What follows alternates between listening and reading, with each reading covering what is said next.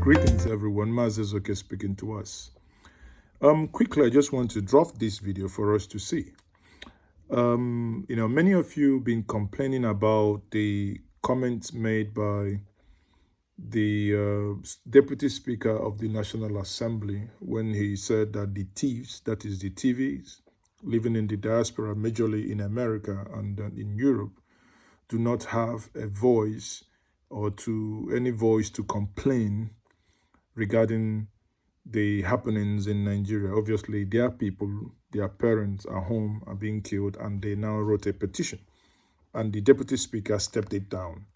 Now, there's been an uproar. Nido, everyone, many of us, people complained, and the noise became very, very audible. Now, as a saving face, the Speaker of the House, in the person of Femi Gbajabiamila, now had the following to say. Honorable Magbila. Mr. Speaker, my very honorable colleagues, Mark Tese Igbila, I represent Way East, Way West Federal Constituency of Benue State. Mr. Speaker, I have a petition from the Mutual Union of the TIV in America, a diaspora association of the TIV people in America.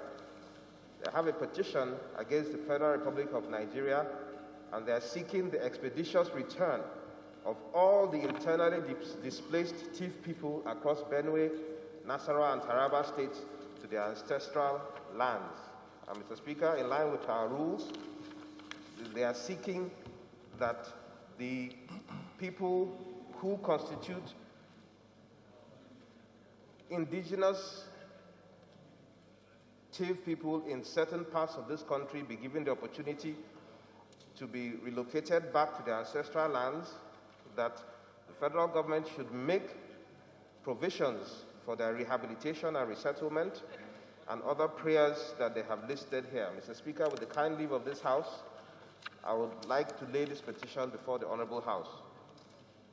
Okay, thank you, Magbila. I believe this was the same that attracted so much attention in the last week. Yes, Mr. Speaker.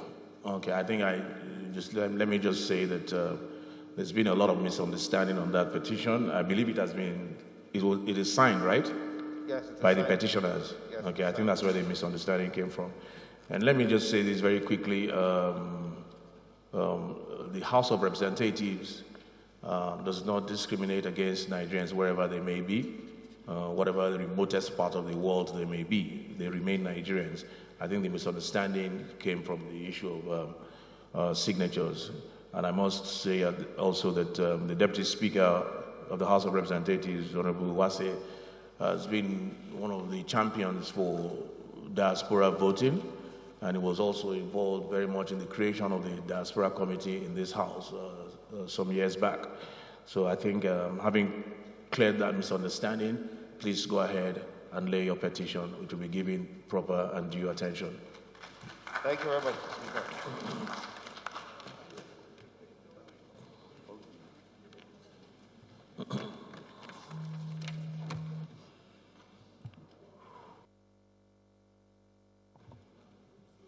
Thank you, Magbila, and thank you for your patience. Apologies to the TIV people. So you listen to what Femi said. Obviously, the only thing Femi is saying here is to intelligently correct the quota system deputy speaker. I mean, this is a man who had some stings, at some point studied outside Nigeria, yet he reasons in this way.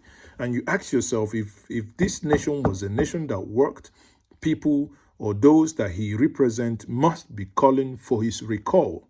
But say that now, suddenly, you'll be surprised that it turns into an ethnic argument rather than about issues. And that's what makes many of us sick to talk about this country, because when issues ought to be issue-based, suddenly it turns into ethnicity. But how can a man, I will refresh our memories by his old video, but how can a man who ought to know better be making such silly argument? How? How can a man in his position be advocating and shutting someone down that he shouldn't make such presentation? Anyway, for many of you who haven't seen his own video, just watch.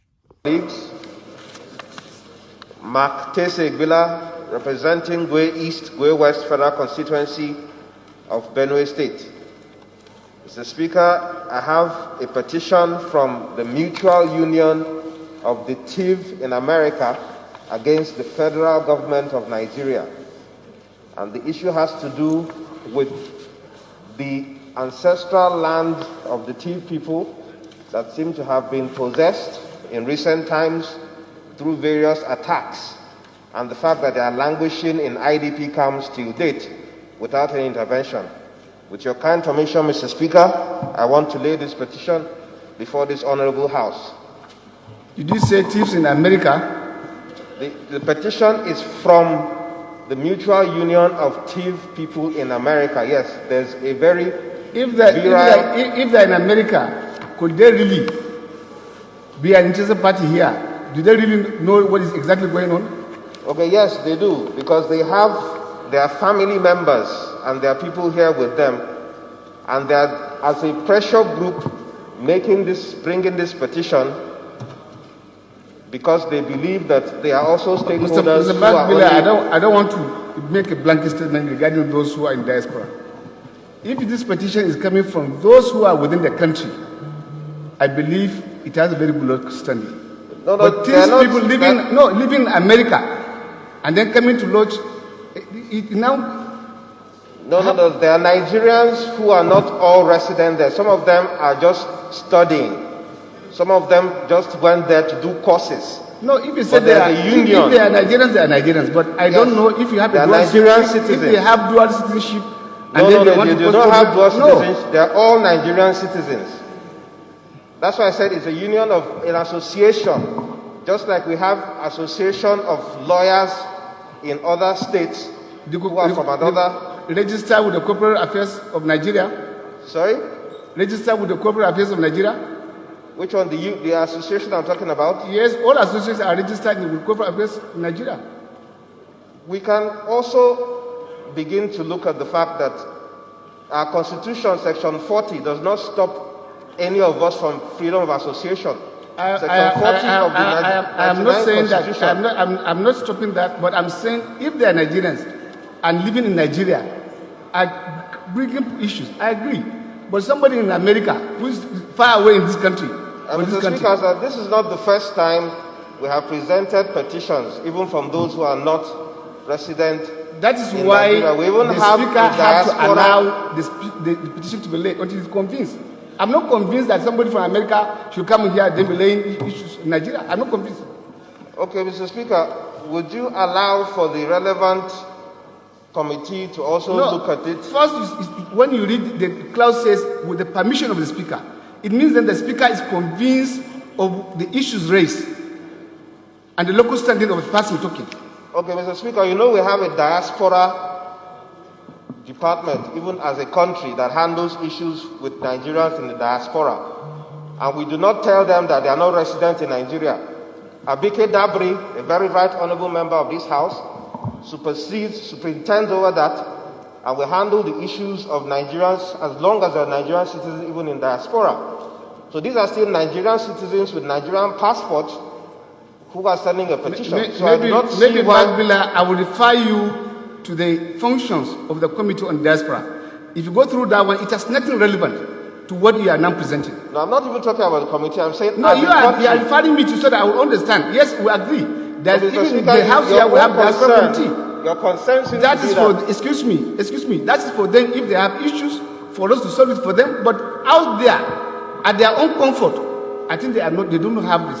The position. So why do we bother about Nigerians in the diaspora then? Because why do we bother? Because we have a diaspora commission. Please, I will not allow that petition to take. Honorable Magbila, be guided. Please. Honorable Magbila, be guided. I'm not convinced that we need to take that petition. Thank you. Whip. Honorable Magbila, be guided. About what, Whip, sir? Thank you. Take your seat, please. Professor. So you've watched it now. The only issue I have in this, and this is where the people I must also direct my anger to, are his colleagues. You saw as he was struggling to, make his voice heard and argue with the deputy speaker, no one, not a single person came to his rescue. I find it the most tragic part of the whole scenario. Does it mean that his colleagues doesn't know what is happening? Doesn't he, sometimes that you think they should show maturity and they should show support. Sadly, it wasn't forthcoming. This has been now corrected. However, Nigerians must be on the watch out that this madness doesn't continue. Remain blessed. Mazen.